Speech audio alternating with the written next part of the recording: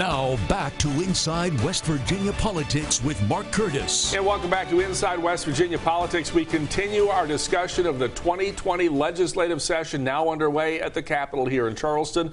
We want to get the perspective of organized labor. Joining us is Josh Sword. He is the president of the AFL-CLO of West Virginia. Good to see you, my friend. Good to see you. Happy New Year. Happy New Year to you too. I know it'll be a busy time. Organized labor has been very involved in the last several sessions. We'll get to some of those issues like right to work and prevailing wage. But overall, what are your hopes this year? Well, I'll be honest with you, we don't have much hope going into this session. We expect to be on defense from the get-go and stay that way throughout the entire session. It's a continuation of what we've seen since 2014. So, you know, I don't know in what capacity we're going to see these attacks on workers, but rest assured there will be some attacks on workers this legislative session. One of the big issues you guys are already coming out in opposition to is the removal of the business and inventory equipment tax. Why are you opposed to that? Because that's nothing short of shifting tax dollars from out-of-state corporations to hardworking and retired West Virginians. It's that simple.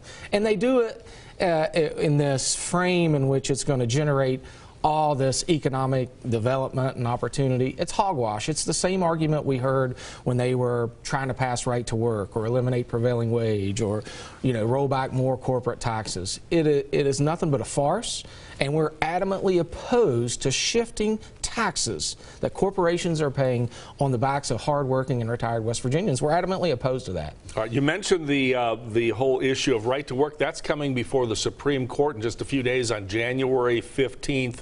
What is going to be the main argument of organized labor trying to get right to work overturned in West Virginia? Well, look, we already have a good ruling.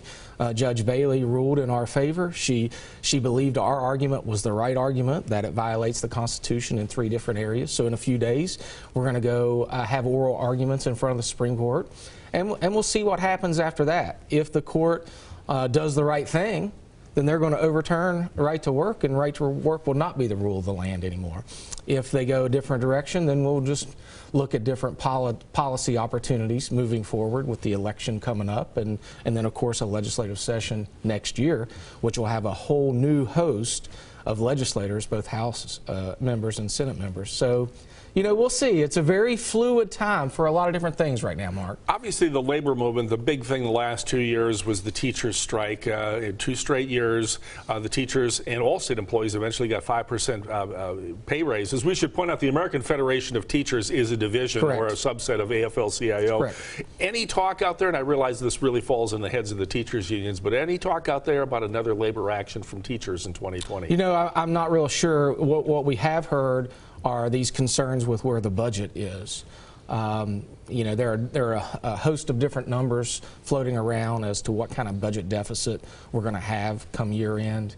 And if history is any indication, Mark, you know, this leadership team of the legislature has had a really difficult time handling iffy budget situations. And if it looks like we're pushing toward another situation where they're going to have to make cuts, one, we got to pay attention to where those proposed cuts are. And two, we're taking away the possibility of, you know, any more potential pay increases for public employees, or, you know, something that we haven't heard much about recently, but is still a forethought of all public employees out there is PEIA. Yeah, I wanted to ask you about that, because and we're down to about a minute, but there was a proposal to permanently fix it and fund it. You're a board member of the PEIA, or you were, so, yes. But you're still in tune to the whole process.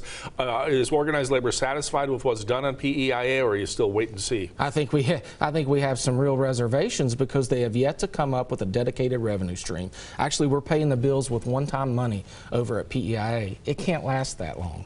So, you know, we need a dedicated revenue stream. The other thing we're going to watch for this legislative session, for some reason, these legislative leaders want to come after the Jobs Act. And what the Jobs Act says is if we're using taxpayer monies on construction projects, that we should use local workers, provided they're trained, to do these construction projects. 75% of them actually in the Jobs Act.